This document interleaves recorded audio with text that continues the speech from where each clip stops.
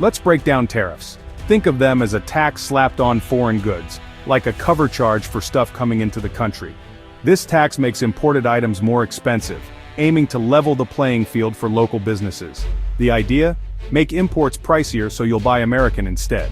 By increasing the cost of foreign products, tariffs encourage consumers to choose domestic alternatives. President Trump championed tariffs, promising they'd protect jobs and shrink the trade deficit.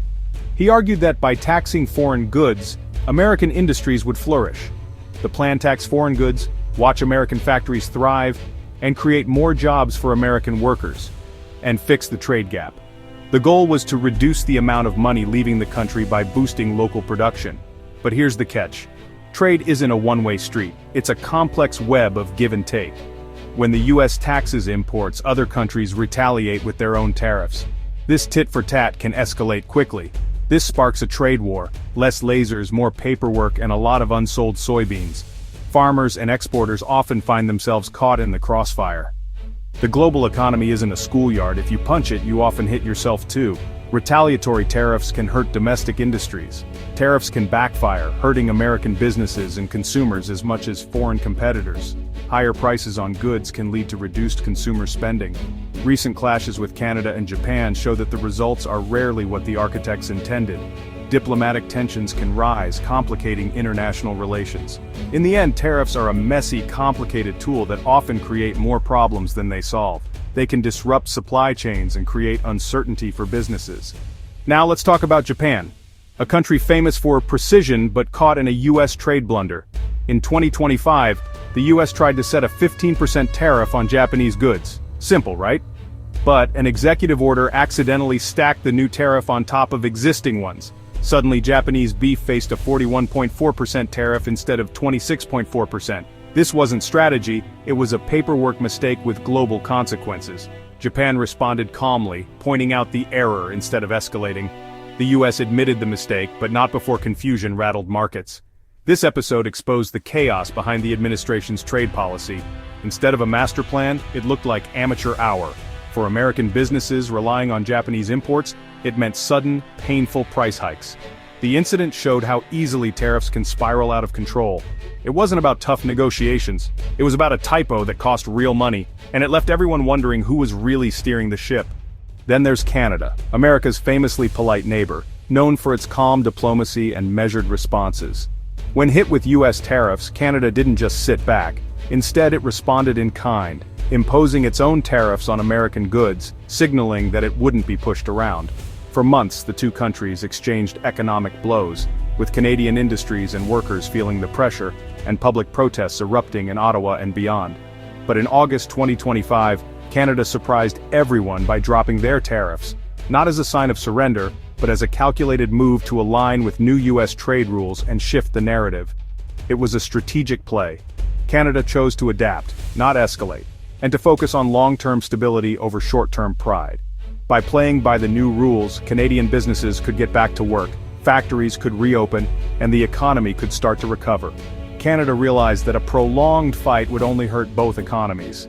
By stepping back, it avoided further damage, and signaled a willingness to move forward. This move put the spotlight back on the US, forcing American policymakers to confront the consequences of their own trade decisions. Canada's retreat exposed a flaw in the tariff strategy. If your opponent stops fighting, you're left facing the impact of your own policies. American industries already struggling now had to deal with the full brunt of tariffs without a convenient scapegoat. Businesses across the US faced higher costs, supply shortages, and growing frustration, with no one else to blame. The economic pain became impossible to ignore, and the pressure mounted for a change in approach. Canada's retreat wasn't weakness, it was pragmatism, a quiet confidence that sometimes the best way to win is not to play. By complying, Canada demonstrated that sometimes the most powerful countermove is to let your opponent deal with the fallout. The US was left holding the bag, forced to reckon with the unintended consequences of its own policies. Meanwhile, Canada quietly moved on, refocusing on growth and stability at home. The lesson? Trade wars rarely end with clear winners, just a trail of collateral damage and missed opportunities.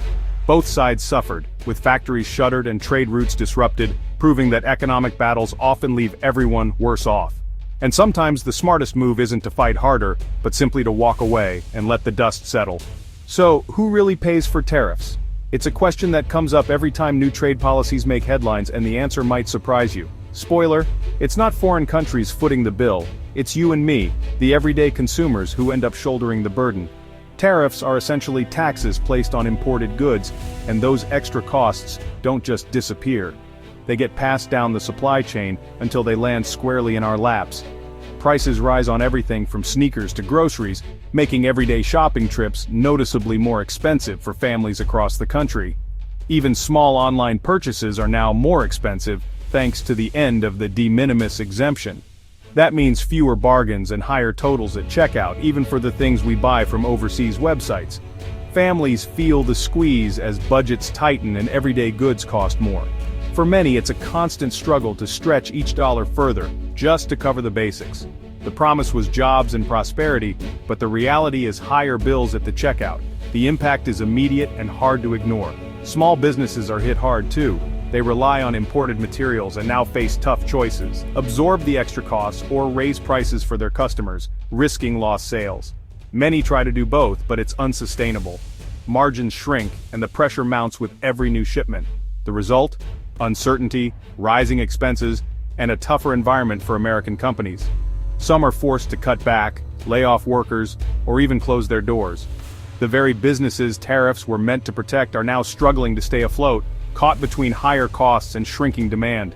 Instead of a manufacturing boom, we got a wave of price hikes that ripple through the entire economy. Tariffs became a hidden tax, hitting lower and middle-income families hardest. For many, it means making tough choices at the store or going without.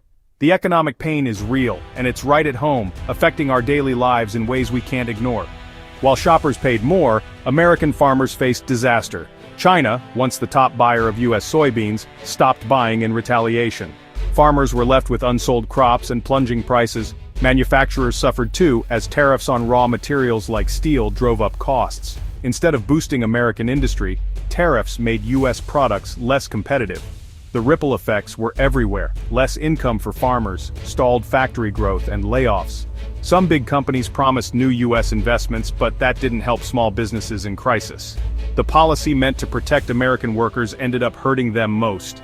The trade war's unintended casualties were the very people it was supposed to help. As the U.S. built tariff walls, the world adapted. Trade, like water, finds a new path. Countries rerouted supply chains and found new partners. China turned to Brazil and Argentina for soybeans, leaving U.S. farmers behind. In tech, U.S. restrictions pushed China to buy from domestic companies, speeding up their self-sufficiency. Even global shipping changed. Foreign postal services stopped cheap deliveries to the U.S., cutting off small businesses and consumers. The U.S. tried to capture more tax revenue, but ended up breaking parts of the global system. The world didn't stop trading, it just traded around America. New alliances formed, and the U.S. risked isolation. The lesson: you can't control global commerce by force. The market adapts, often leaving the instigator behind. In the end, the world moved on, without waiting for the U.S. to catch up. So what did we learn? Tariffs are a blunt tool in a world that needs precision. They hurt American consumers, farmers, and manufacturers as much as foreign competitors. The myth that other countries pay the tariffs? Thoroughly debunked. Allies like Japan and Canada found ways to sidestep the chaos, leaving the U.S. to deal with the fallout. The global economy proved more resilient and interconnected than the tariff strategy allowed. Supply chains shifted, new partnerships formed, and U.S. producers lost ground. Tariff revenue offered a short-term fix, but the long-term damage was real. The Trump administration's tariff experiment became a cautionary tale. You can't bully your way to prosperity in a global economy. Trade isn't a zero-sum game, it's a delicate balance. Disrupting it hurts everyone, especially the instigator. The hope is that future policymakers will build bridges, not walls, but given history, don't hold your breath.